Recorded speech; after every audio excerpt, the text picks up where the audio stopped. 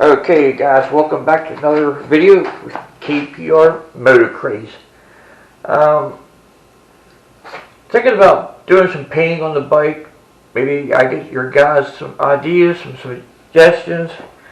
Let me know what you think. I'm thinking about doing this black section all in white and this section all in white, and possibly the front fender and rear tail section in white. Big fan of an all white bike.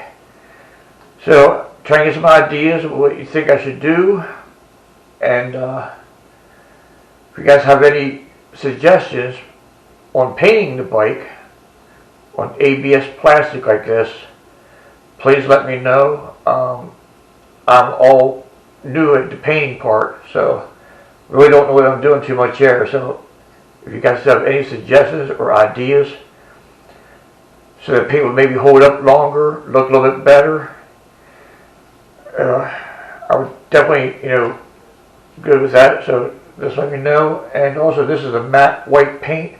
This is not a gloss paint, so I want to keep everything matte color to match. So if you guys have any ideas, please let me know. And again, leave your comments below. Thanks for watching.